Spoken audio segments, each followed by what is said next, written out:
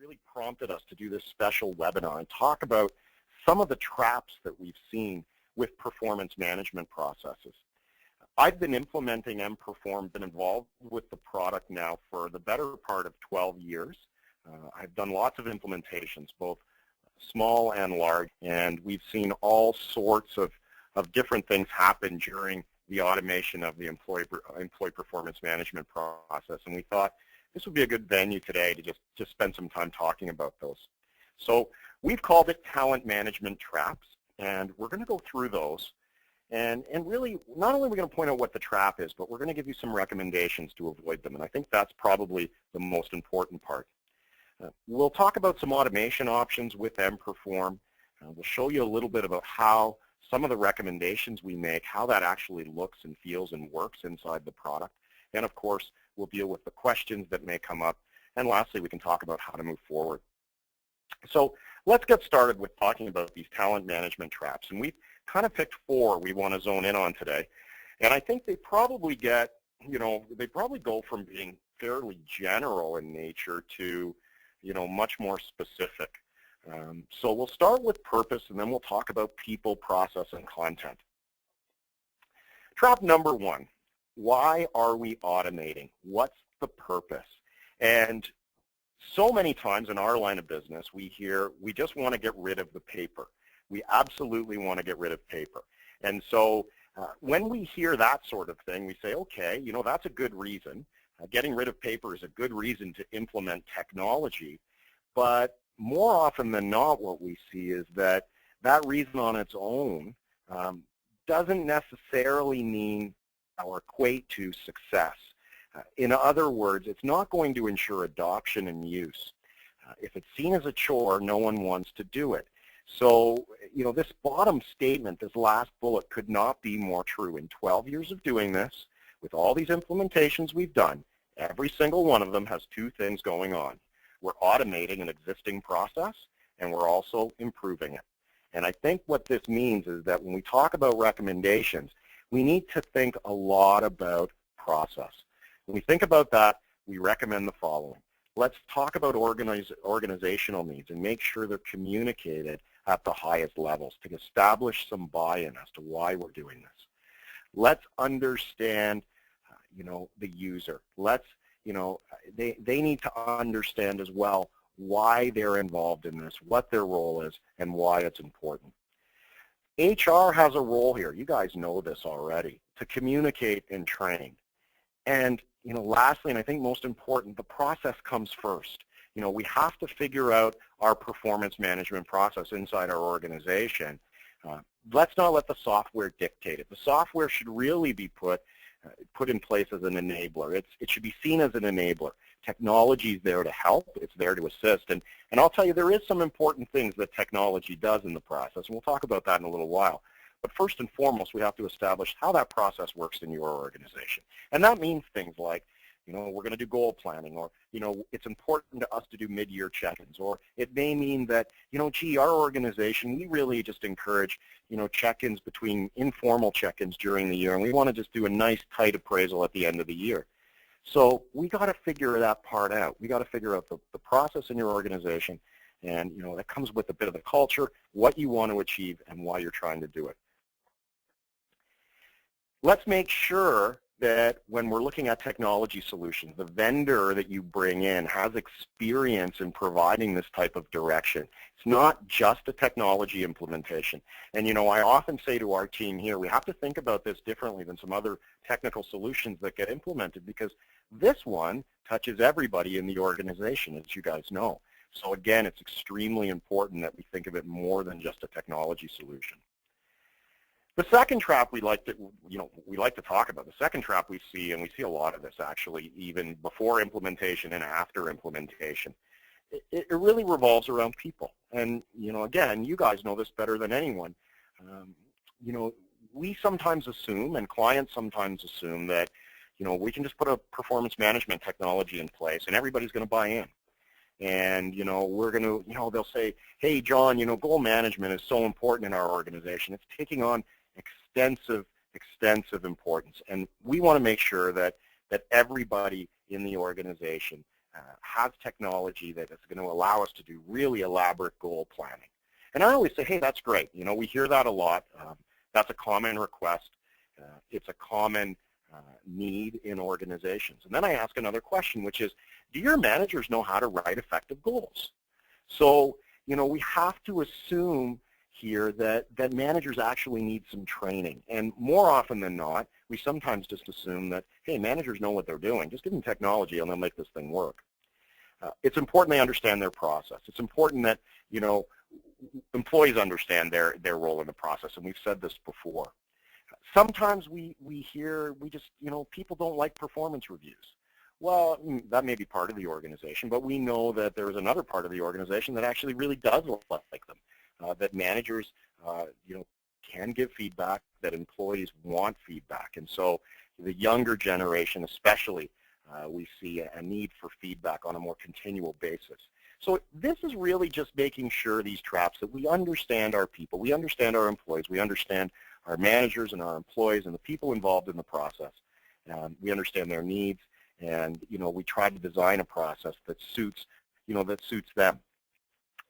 So formal recommendations, train managers, you know, train them on the importance of performance evaluation feedback, providing appropriate comments, and back up any training them to back up any ratings they give with an example. And, you know, that's a big part of this. We're going to talk about that a little bit in rating scales as well, but, you know, really saying, hey, you know, it's not just about providing a rating or a generic comment. The best feedback references, you know, examples and observations that happen during the year. We want to push managers a bit. We want to analyze their ratings. We want to challenge them a bit on their ratings. So, you know, that's one area technology can help, because it provides us with all these great reports that help us, you know, understand the talent review, that help us understand the performance feedback, and we can push managers a little bit here.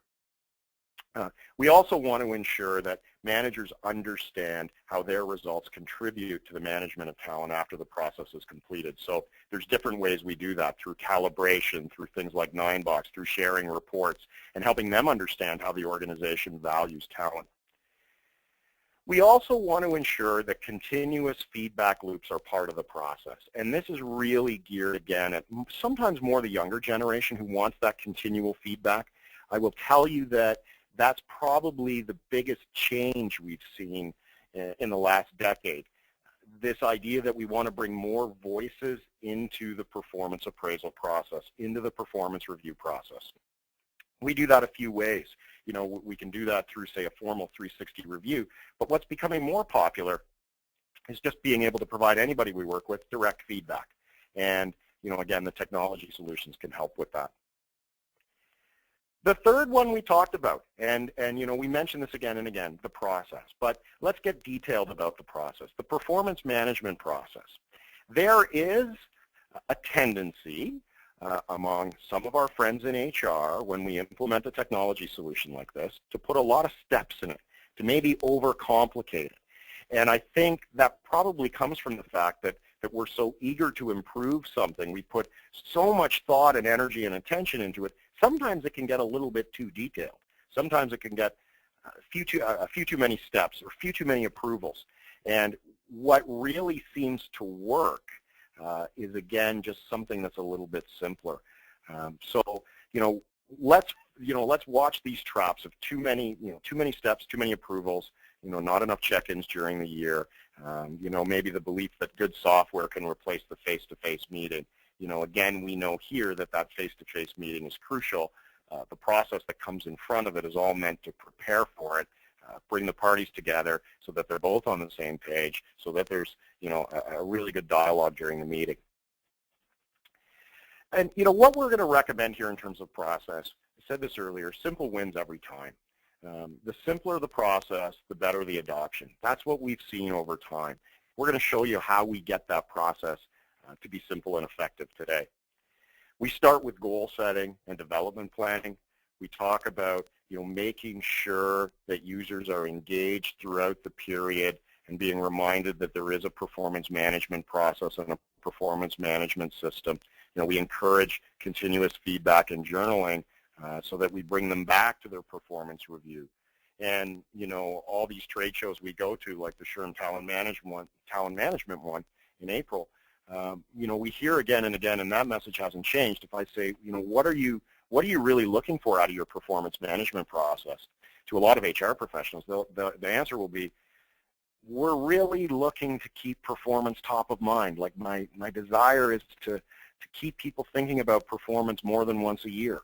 And again, you'll hear this repeatedly from us. This continuous feedback and journaling part is crucial and important. And, at the end of the cycle, what works? Well, what works here is if the employee's been involved at the beginning in setting goals and development plans, they've earned the right to comment on their performance during the year. And I'd say 95% of our clients have a formal employee self-assessment step in their review cycle. It works. It actually is also helpful to managers because when the review comes over to the manager in the next step, they actually see what the employee's thinking. They can read the comments, and it helps them frame their own observations and feedback. Sometimes there's an upward feedback step. More often than not, there is a second level review somewhere. Then we have that face-to-face meeting, and then, some final comments from each party, and we close it out. We think this simple process is a winner. We know it is because we've implemented it in many, many places. And we've done, believe me, we've done the more complex ones too. But I know if we go back to the basics, the goal setting and development planning, journaling during the year and informal check-ins, employee self-assessment, manager assessment, face-to-face meeting, and final comments, I know that's a winner in terms of the steps in the process. Many organizations come to us with a performance review cycle that looks like this. We say once a year our employees and managers get together. They may have a Word document or an Excel document that they fill out. Sometimes it's even a paper document. And they'll say, we know there's something better. And with emPerform, the conceptual framework takes us to potentially a better, well-rounded solution. The 3 steps involved in the simple process we just mentioned are the set step, the monitor step, and the evaluate step here. During the set step, we do the goals and development planning. During the monitoring, we do the continuous feedback and journaling. And during the evaluate step, we do the employee self-assessment and manager assessment. We have clients that do a lot more. They do formal quarterly reviews, formal mid-year reviews. They may do compensation integrated to performance, and compensation planning often begins before the evaluation cycle. They come out of evaluation and they do formal comp adjustments and merit review. They do calibration meetings and talent review. They may do 360. They may start doing some succession-related items. So, this thing can get as big as we like, but at the very foundation of it is this review cycle and this review process and manager and employee ratings. That drives everything. So we want to make sure that everything's working. Trap number 4, we're starting to get into some of my favorites now.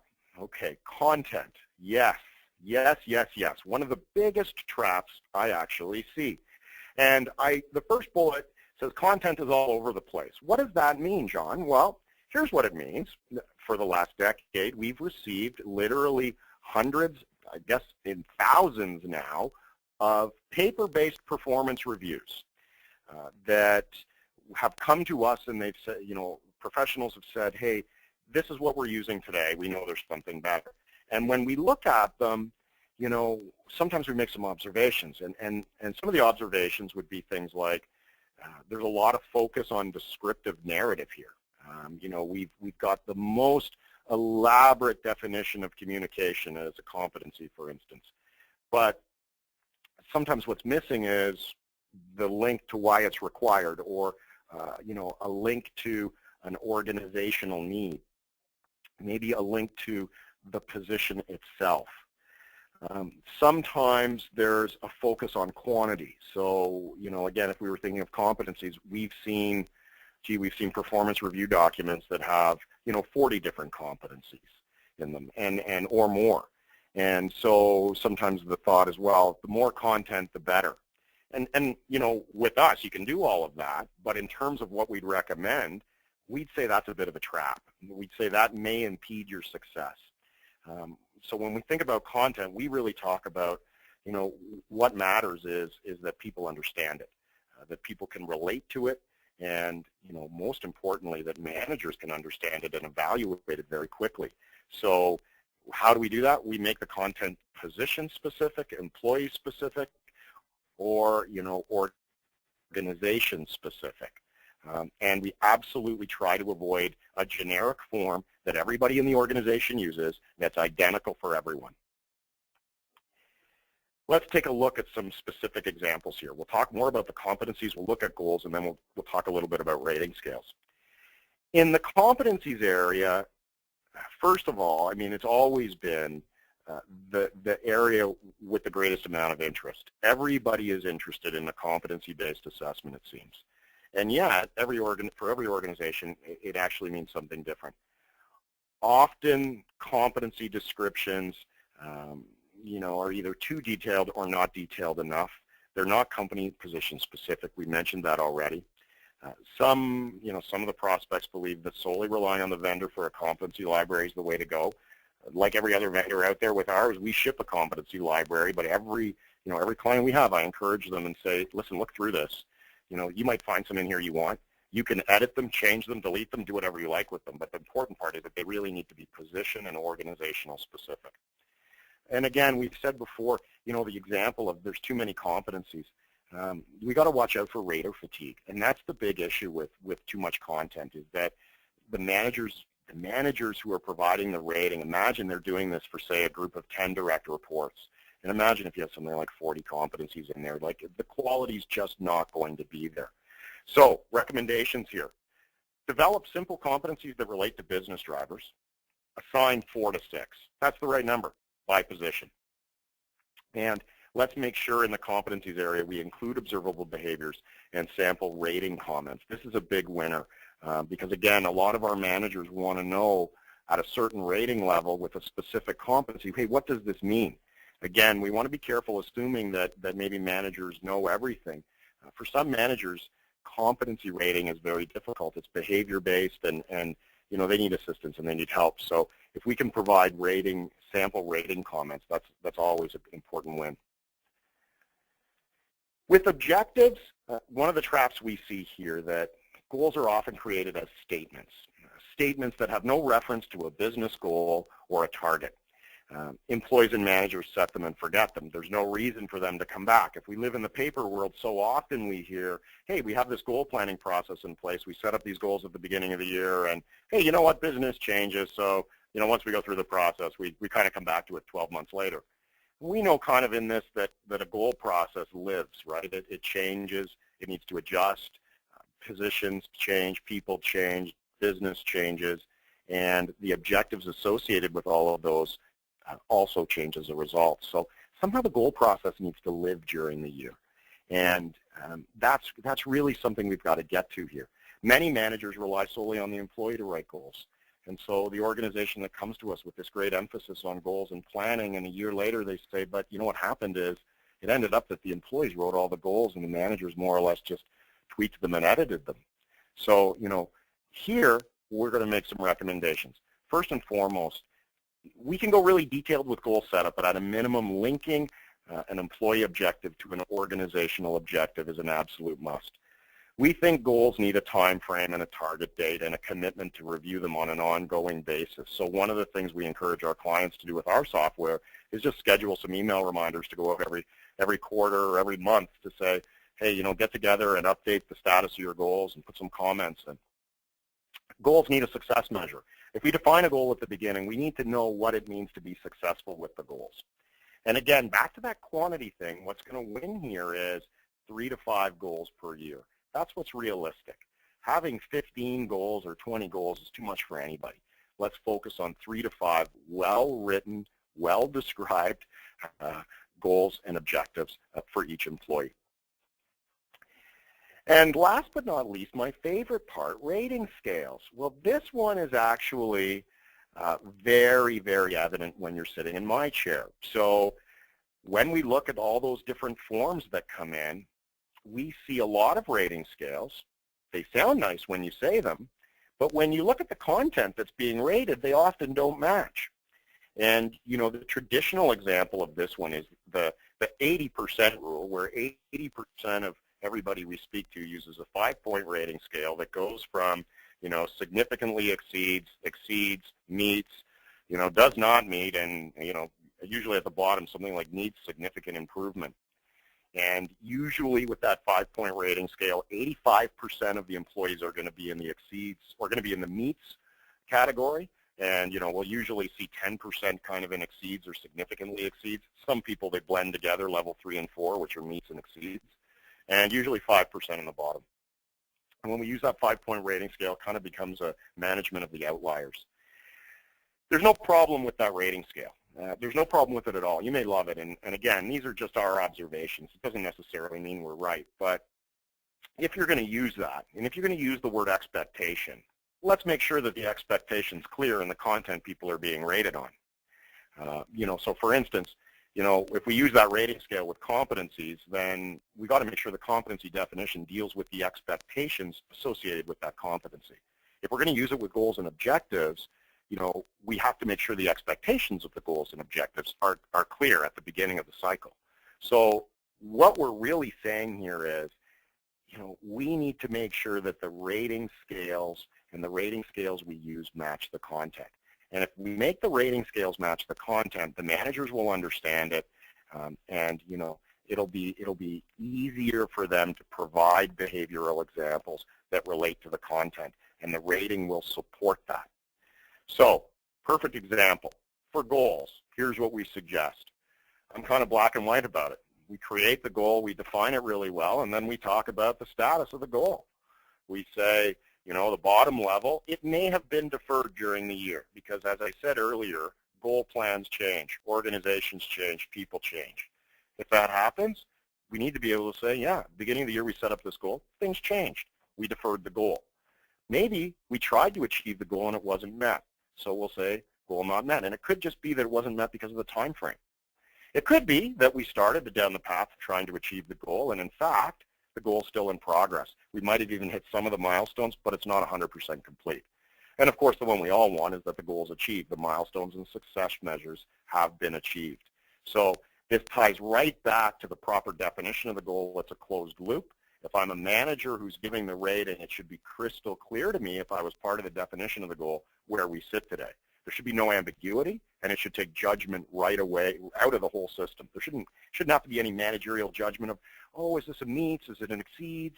And if you think about that 5-point rating scale of meets, exceeds, significantly exceeds, and then you look at this one, and you think about goals and objectives, you probably can see that this one's a little tighter and a little closer to how we define objectives and how we rate them. Same thing for competencies. And we didn't invent this. This one off here is called the behavior frequency scale. And I originally read about behavior frequency scales, I think, 15 years ago from Dick Grote, who's a big proponent of them. And I've seen they really work. I think it's a great way to rate competencies, because competencies are behaviors. And if competencies are really behavior-based, then the people around the employee should be able to observe the competency in action. And so really it's about, do we see it? Like, do we observe it? Do I see that competency? If we go back to communication, and can I observe the communication skills of this person? Yes, I can. Are they consistent? Are they observed frequently? Is there a bit of a development opportunity here at times, or, is there something really, really wrong? And, these types of ratings, help support that. So we've actually, when we show you the software here in a minute, we've embedded those 2 rating scales in there, and we'll do the goal one and the competency one, and we'll just show you what it looks like in the software, and you guys can judge for yourselves whether that's of any value. So, that's a little bit about the traps. So really, it's about people, process, content. Those are really important. We want to talk just for 2 minutes here about automation, because that, again, that is important, but, maybe not the main purpose, which was the 4th trap, right? If we're looking at technology just to automate, we got to do all the other things in the background to be successful. emPerform as a product brings together online appraisals. We've been doing this for a long time. We have a really, really flexible performance appraisal tool because, as I said, everybody's got their own ideas about how performance appraisal should work. As a software vendor, our job, if we put the product hat on, it's our job to make sure the product is flexible to meet the desires and visions of the HR professionals that deploy it. And that means you can put your own content in, you can design your process and steps, etc. We also bring in a journaling piece, and we use this journaling piece for, it's called TAG. It's used for both journaling and continuous year-round feedback. And as I said to you before, it's a core part of the modern performance management process, this idea that we're bringing more voices in, that we give feedback during the year, and that it reminds people, the important part, it reminds people that there is a performance review coming at the end of the year. We have a compensation management piece that helps us focus on merit review and automating the merit review process, tying compensation results to appraisal results. We have a survey tool that we build into our product, popular with clients for probationary reviews through employee engagement reviews. There's a 9-box built in because we want to share the results of the performance review process with department managers and the right people in the organization who need access to that information. And coupled with that, a great reporting and analytics platform to bring all of the information together so that everybody understands what talent means in our organization at the end of the process. emPerform really is designed to simplify and streamline performance management, help achieve objectives of consistency of rating, engaging users, aligning objectives and performance, really focusing on competency assessment and giving managers effective tools. This helps us complete appraisals on time. It'll also help us provide real-time metrics for effective decision-making. With that, what I'd like to do now is show you a little bit about it, and as we go through the software portion here, I'm going to point out, again, repeat some of the things we've learned in terms of the traps and why we've set this up the way we have. So let me just flip gears here, and I'm going to take you into the emPerform homepage. And inside emPerform right now, I'm logged in as a manager, and I'm looking at a central homepage that tells me a little bit about my role and what I have to do in the process. I can see immediately I've got 7 appraisals that need my attention, 2 compensation plans, and 2 surveys. I'm going to just go in and take a look at the beginning of the year view.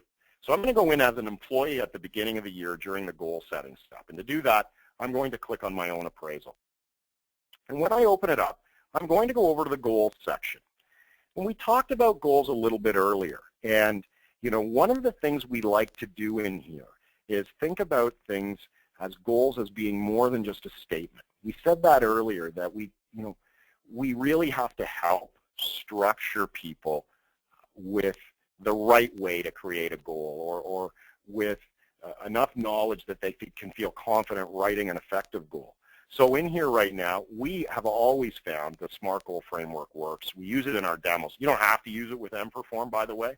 But again, to really ensure that we've got the goal created correctly, let's use this. So if we wanted to increase work output by 3%, if that was the goal, then we'd make that goal specific, measurable, and attainable. We talk about how it's specific, how it's going to be measured, and we want a statement from the employee or the person creating this goal that they believe it is attainable.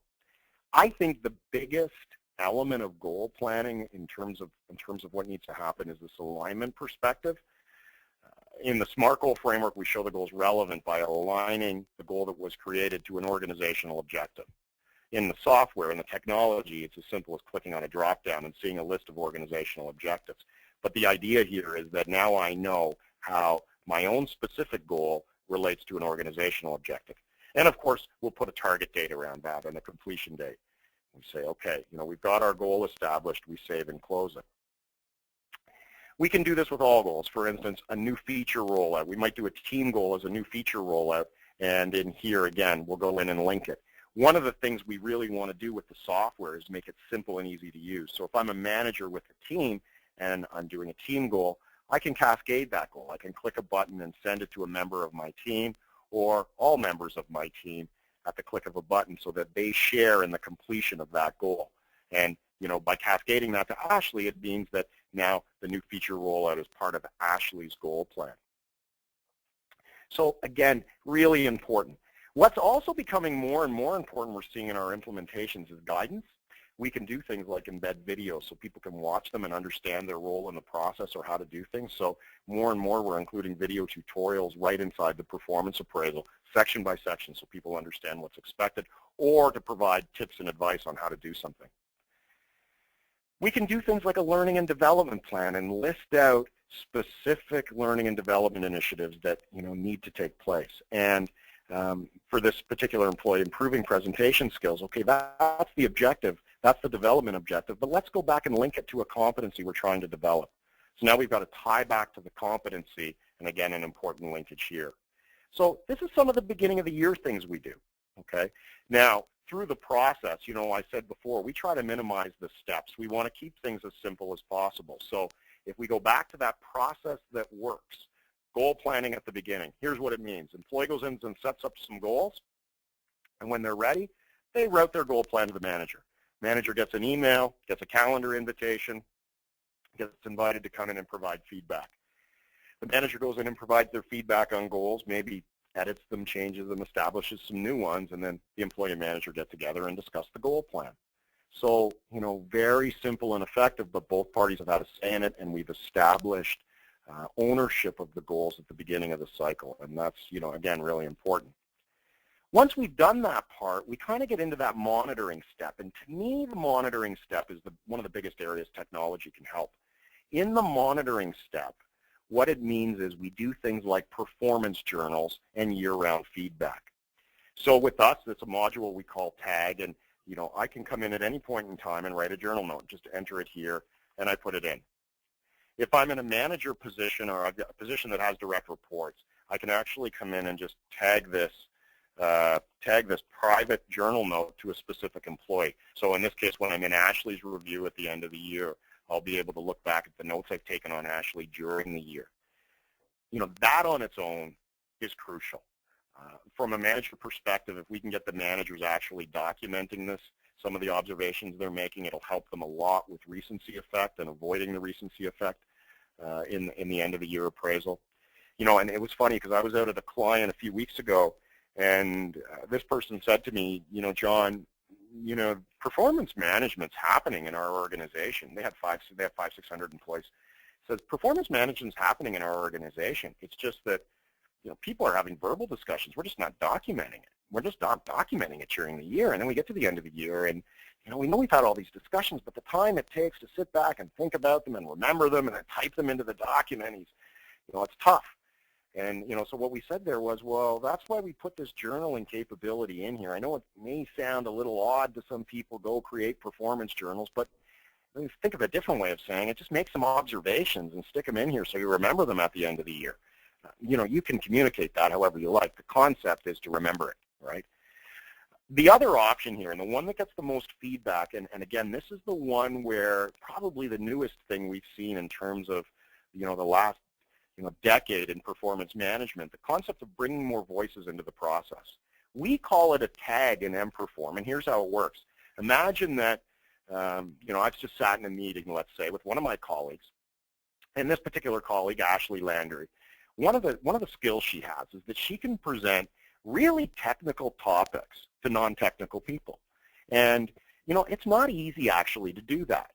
She does a really good job with it. And this morning was a huge technical topic and a very non-technical audience. And they walked out of it actually understanding a lot of it. I was so impressed. I went back to my office and I wrote her a tag about it. And, it started with, I think you did a great job in this morning's meeting.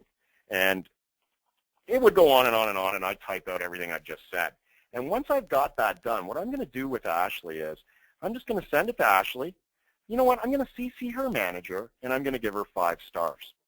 And when I do this and click send, our friend Ashley gets an email, and the email says, Ashley, you've been tagged. Click here to read the feedback. Well, we know for sure Ashley will click on that. And clicking on that link brings Ashley to a tag wall that looks something like this. She can see who sent the feedback, what it said, date and time, etc.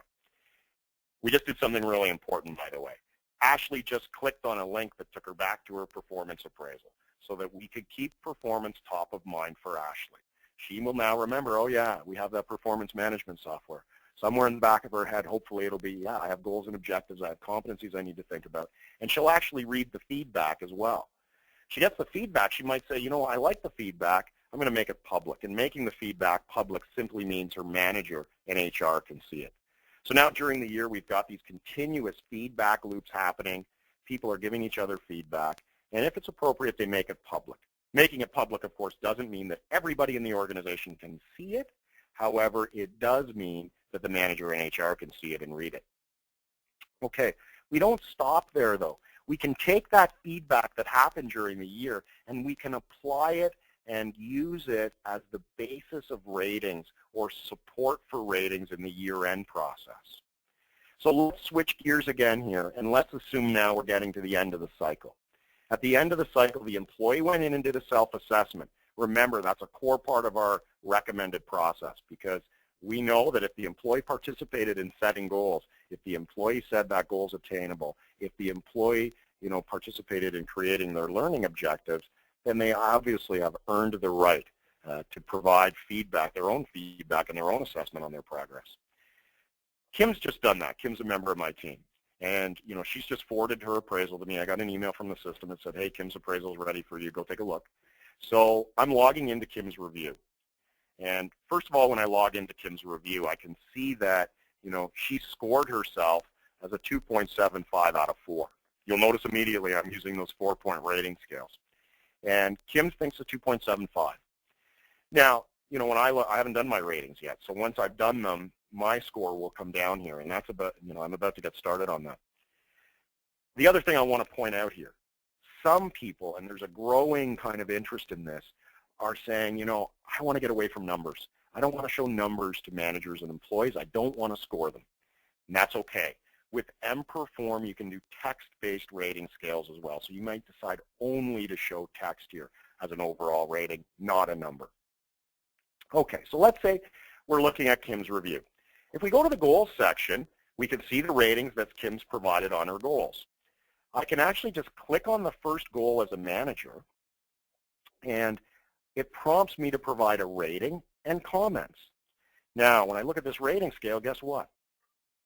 I've got my 4-point rating scale of goal achieved, active goal, goal not met, and goal deferred. The goal deferred category is in green, meaning that if you choose that, you've got to comment on why. The comments become mandatory. You've got to explain why it was deferred, okay? And that's, again, just another software feature that's there. But here's what the thing is. Before I can give that rating, I got to go back and remember how we structured the goal. So I click here to open the goal, and I read the SMART criteria we put in. Okay, then what I say is, all right, maybe I want to see how Kim herself is rated, and I'll read, she believes it's an active goal still. No progress comments during the year, but she did say, I've started to do a better job at this over the last 12 months. She CC'd me on some important emails, but she let one employee go too long without dealing with the conversation or the performance issue, so she said she can't say it's complete. For me, she's 100% right. I remember the exact instance. This goal is not achieved. It has started. It's active. So I'm going to say, for the reasons you mentioned, and I'll go and continue my comments. Once I'm done commenting, I simply click the next button, and I move to the next goal. In this one, maybe it was target-based. It was sales. And, and read the employee comments here. She exceeded the target. The goal's achieved. And I'll provide, again, comments, and I'll move on to the next one. And we go through this process of providing rating and comments. When we're done, when we close the window, it averages the score up. So right now she's sitting at a 3 out of 4. And, if we were to go to overall summary page, it would say 3 out of 4 there. Let's switch gears and look at competencies. Okay, when we go into the competency section, again, very similar experience. I click on the competency. I see the rating scale. We discussed these during the, the recommendations here. Here's the 4-point one. And again, with the competencies, we're saying, well, competencies are about behaviors that we should observe. So when we expand the competency, we can see the description and behaviors associated with that competency. If we come back and look at, for instance, the employee comments, she's saying to me here, I got some great feedback from colleagues and customers this year on my communication skills. I feel people around me would see that. And I'm sure you read my tag wall. If you read my tag wall, you'll see those comments. Well, this ties us back to tag and why we include those tags. If I click here, here's the tags about Kim, and hey, excellent presentation to the executive team. Hey, Kim, great presentation today. Both those tags are relevant to the competency of communication. So I'm supporting my rating that I'm going to give her here with tags associated with it. We even go a step farther here for the managers, though. Remember, we said, let's give them sample comments at each rating level. So we include a writing assistant. The writing assistant here really helps us define, specific words and feedback for the competency. If we're having trouble getting started with it, I think she's okay. Definitely, I see this all the time. But what are the types of things that I should see to give consistently observed? And I can click that and use that as the basis of starting some comments. So again, you can define and change all of those items that are there. But with the competency piece, there's a focus on behaviors. Okay. We get the right rating scale to take judgment out of it, so that I'm not trying to decide whether, Kim here is meets, exceeds, or, significantly exceeds. I think I'm consistently observing this. I'm actually talking about me. I consistently see this. I consistently observe her communication skills. It's clear to me by the tags she got, other people do as well. And, this is nice feedback for her too. So we go through this process with competencies and we provide our ratings. And again, just like we did with goals, we'll save and close. Our score gets updated. And when it falls down to the summary page, you can see that mine's coming out to 3.25 versus Kim's 2.75. I'm giving her higher ratings in both goals and competencies so far. Now, as the review continues, again, if we go back to that core process we recommended at the beginning, we'd say, we've gone through now goal setting, we've gone through monitoring, employee and manager assessment. There may have been an upward review that happens where we send the appraisal to somebody in HR or a senior manager just to give a once-over on it. And then what happens is we have a face-to-face meeting. After the face-to-face meeting, we come back to emPerform. Usually what our clients do is they lock up the form and they provide an area, either a review meeting notes area or an overall comments area, where the employer manager can come and just provide some final comments. And, again, if you wanted to here, you could go back to the tag wall and you could include tags to support your overall comments. This is something that, I'd say in many, many cases, it's got to be 60-70% of our clients freeze the form and provide the final comments. And it may be that out of the face-to-face meeting, there's something that either party disagreed with. They just want an option to, to document that. Once that part is done, we save it and we submit the review to the last step in the process. And the last step simply means acknowledgement of some sign-off questions. However, it would be the last step, except that it looks like I forgot to provide some mandatory comments in our creative problem-solving competency. So certainly I got to go back there. Creative problem-solving is in red. I picked the level that needed mandatory comments, so I'd enter my comments, save and close. We'll try this again. Now I go back at the end of the year and I make sure that I've done my part. I get prompted with a series of sign-off questions. These sign-off questions really are designed to ensure due diligence with the process you've laid out. These are the ones that a lot of clients use. They're, maybe not exact, but it's acknowledgement of the contents of the appraisal, acknowledgement of completion of a face-to-face meeting, development opportunities and goals for next year have been discussed, and just saying, hey, these check marks represent my electronic signature. And with that, and with those check marks, we can say this process for this year is completed and I can move on. Now, one of the core concepts we've set in the traps is understanding that not everyone can share a vanilla appraisal. The same form can't necessarily be used for everybody.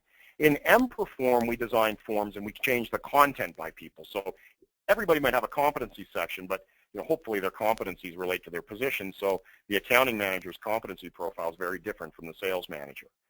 That concept applies here. But there's also another concept that applies that says, maybe there's groups in the organization that should not be evaluated the same way. For instance, I've heard this one many times. John, our administrative staff is not going to create SMART goals. Okay, agreed. Let's give them a form that doesn't have that. Here's a sample form we might use. This standard template simply focuses on accomplishments. At the end of the year, what got accomplished? We'll go back to our competencies and provide a competency rating. And, hey, this one uses the 5-point rating scale. And you know what? At the end of the year, rather than doing this big calculated score, let's just give them an overall performance rating. And in this case, hey, meets expectations, final comments, save and close, and submit. So a very simple style form. We also have team members we know, younger people often, that are really interested in promotion and within the organization and how they can grow, and they want a lot of feedback. So if that element's in your population, why not try something like this? Here we go to a more elaborate form where we separate goals into personal goals and public goals. We separate personal and public goals because we might ask 360 reviewers or peer reviewers to come in and provide feedback on the public goals and the competencies. We include in here things like career planning. And when we include the career planning, we can do a series of questions. We're trying to understand the employee's potential in the organization here with the results of these questions that we're asking the manager. We're trying to understand if they can take on more responsibility, they can grow in the organization, in their role, if they're ready for promotion, things like, are they a flight risk? There's all sorts of things we're trying to understand here. And once we get, we use the career planning section as a way to gauge this, we're also going to take that information, though, and use it to understand our talent profile using 9box.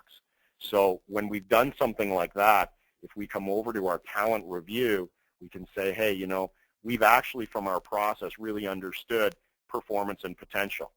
We know coming out of our process that our high potential employees, Brian Crane, that we've got a whole bunch of people in the middle, and fortunately no one in the bottom left corner.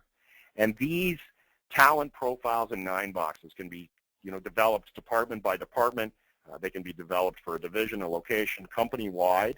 And once HR kind of sets them up, you can share them with the appropriate people. They're not natively public to everybody. You can share them with the respective department manager, the management team, or the executive team. We also know that reporting is important throughout the process. So emPerform, of course, has a dashboard tool available, and the dashboards really help us understand how things are going. So for instance, if we were to look at goals for a particular appraisal here, we'd see that, hey, I can click in here and look at this and actually scroll over it and see, Michael Fox has still not completed his review, but my other 5 direct reports have.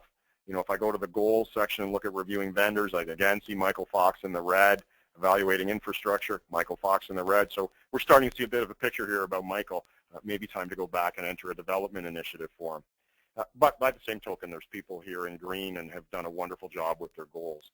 The dashboards are available in emPerform. All of our reports in emPerform you can take and save to PDF, Excel, or Word. Of course, inside the performance appraisal itself, there are all sorts of reports you can run. For instance, if you want to see the overall appraisal report, you can come and run it at any time, and it will look like what you see on the screen. You can take that report, and again, you can save it to your favorite file format, PDF, Excel, or Word. You have a link inside emPerform to historical appraisals. And again, if I want to go back and look at, say, a 2010, a case, Ashley's review from 2010, I click on it, it opens up her evaluation report for me from 2010. Your performance history follows you through your career at the organization in emPerform. Lastly, if we were doing a 360 process, you can actually come here and view the 360 feedback that was given to this employee. Granted, the security and steps have been set up, and this is what our friends in HR want us to do, we'd have access to this report. Oftentimes with the peer review process, the manager's getting the employee self-assessment feedback and the peer feedback, and they can digest that and then give their own feedback. So lots of great reporting available with emPerform, and that's, again, one of the important parts of this application. I think lastly, the only thing I'd point out is that emPerform also allows us to align compensation decisions with performance. And for many organizations, that's really important. So it comes with a compensation tool where inside the compensation tool, we link performance scores to, obviously, compensation increases. We do this in a couple of ways. One is that we simply create a relationship between a performance score and a percentage increase. A second way is we establish a midpoint. We look at the current salary versus the midpoint to establish a compa ratio. And then we, depending on the performance score and where the employee sits in the compa ratio for that position, we recommend an increase. Managers can come in and have discretion to change those increases if you want them to, either by entering a dollar value or a percentage, and when they do, their budget pool is incremented or decremented accordingly. We can save this. We can do things like salary adjustments in here, but we could also add to it any variable or bonus pay and get a total compensation figure at the end. And then what happens is we send it through the workflow for approval. So we'll send it out to an executive to get it approved. Once it goes through the whole chain, it gets shipped back to the payroll system, and it's updated. So we've kind of saved ourselves from a lot of Excel documents and unnecessary Excel documents. However, if you want one of those, and if you're in a position like your friends in HR and they need to see, everybody in the organization, there is, of course, a great consolidation report that can be made available to the right people that consolidates all of the compensation together. And you can take that report and save it to Excel and say, hey, I've actually got all my compensation results back in Excel. This is where most people start the process. So, stepping through this today, again, it really for us is about making sure that the process works and that we help you avoid the traps that we've seen a lot of over the last decade with with respect to performance management processes. I want to say thank you to everybody for joining us. I hope this was of some value for you. Certainly, if you're interested in understanding more about emPerform, reach out to me. Thanks very much for your time. Have a great day, folks. Bye-bye.